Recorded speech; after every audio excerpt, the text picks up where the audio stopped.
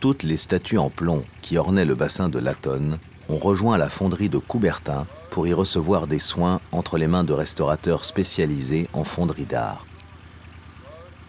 Autrefois recouvertes d'une couche d'or, les statues ont aujourd'hui une couleur jaune-orangé bien terne, dernière trace d'une peinture en faux or appliquée dans les années 1970.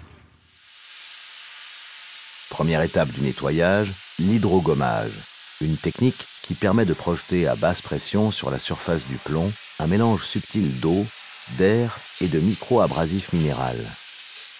On élimine en douceur les restes de peinture et les oxydations superficielles du métal. Aux endroits où le plomb est détérioré par des fissures ou par des gonflements, les restaurateurs procèdent à un travail de brossage. Puis ils comblent les parties manquantes avec du plomb. Vient ensuite le matage, qui consiste à tasser le plomb nouvellement ajouté pour éliminer tout interstice par où l'eau pourrait s'infiltrer. Une ciselure de finition donne à la surface métallique un aspect homogène, rendant invisible toute trace de réparation. Les personnages de ce bassin, âgés de plus de 3 siècles, ont tous subi des dégradations plus ou moins marquées. Certains lézards ont même perdu des pattes.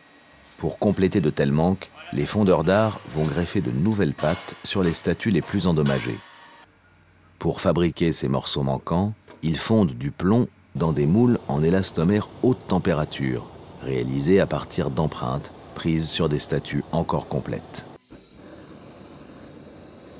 Le plomb est chauffé dans un creuset jusqu'à la température de 327 degrés. Parvenu à son point de fusion et débarrassé de ses impuretés de surface, le plomb liquide est soigneusement versé dans le moule.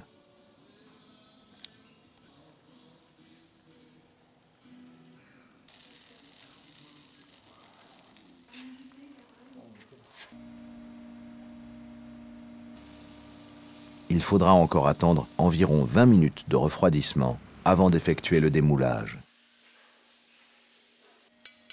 Puis, une ciselure de finition permet de donner aux parties nouvelles la même qualité de relief que les éléments anciens. Les restaurateurs soudent ensuite la greffe sur la sculpture en ajustant par l'image les surfaces de raccordement.